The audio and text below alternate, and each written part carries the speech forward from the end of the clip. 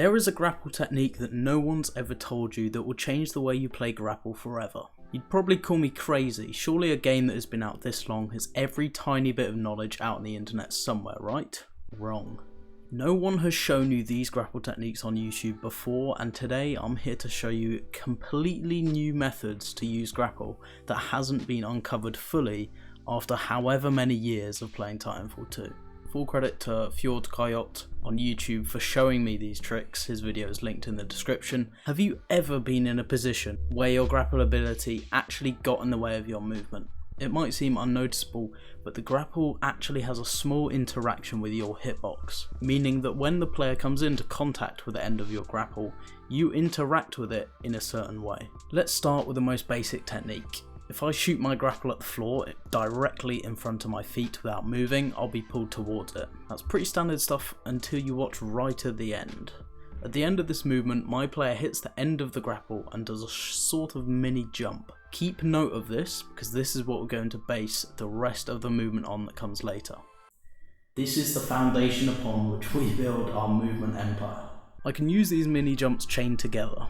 If I pair this with crouching and perform the mini jumps correctly, I'll start to build a bit of speed and momentum, and this allows a nice change to slide hopping everywhere. And while this might seem pretty minor, the more impressive techniques come later on. Again, this is simply just a base to build upon, a little bit context so you can understand the further techniques. Because of the way grapple is designed, if you do this properly, your grapple meter should recharge immediately after the small grapple you use to gain slight momentum each time, which is quite a nice touch because this doesn't actually do anything to the amount of grapples you have. This technique is quite useful for horizontal travel, but what about the vertical travel? Let's call this a grapple super jump. This begins the exact same as the first jump. You shoot your grapple on the ground close in front of you, but this time you get a little mini jump. You need to double jump as soon as you possibly can after the little bump you get from the hitbox. There is quite a specific window for this technique. Throw your grapple too far and you won't get the jump, as your grapple will just pull you too far. If you use your grapple too close, you won't even get the little jump in order to gain the height. But also, your grapple cannot be too far left or right. You have to have the grapple in the same direction that you are traveling or looking towards. This, as you can see, results in quite a height gain and a pretty unpredictable move. This opens up quite a few cool multiplayer applications, but we'll get to that later. The super jump can be the full height, or if you want it slightly lower, you simply only press your jump once instead of doing the double jumps.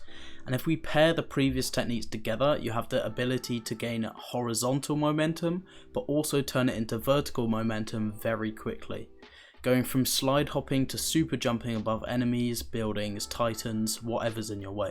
This grapple super jump can be used on walls too. I'm sure you've been in a position faced with no momentum and quite a tall wall or building that you'd like to climb easily and quickly, and the super jump used on a wall is very useful, and it's also a completely new way to peek and take fights. Personally, I found this technique a lot harder to get used to than the super jump. The main tip with this tech is all about your grapple placement.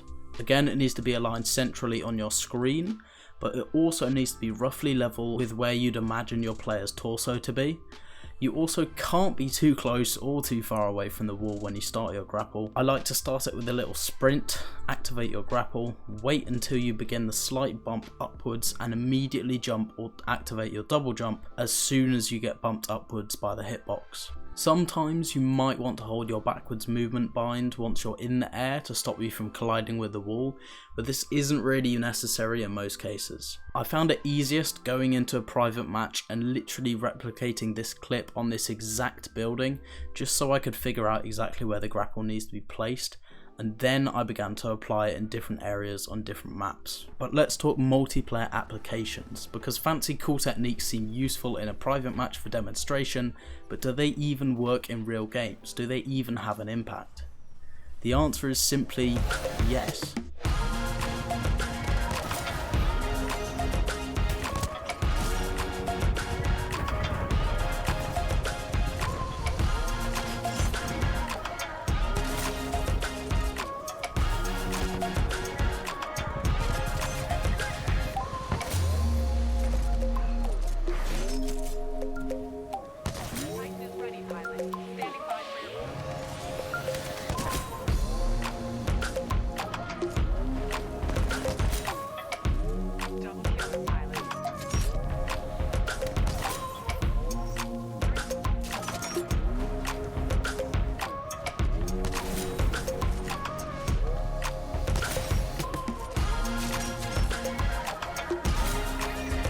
These techniques are something no one is expecting when fighting you. Places where no one expects you to peek are now available. No one tries to aim at you and then expects you to shoot 20 feet into the air and blast the head off. This combination of unpredictability to other players, but also just time saved traversing the map, provides a nice edge against any enemy player you'll come against.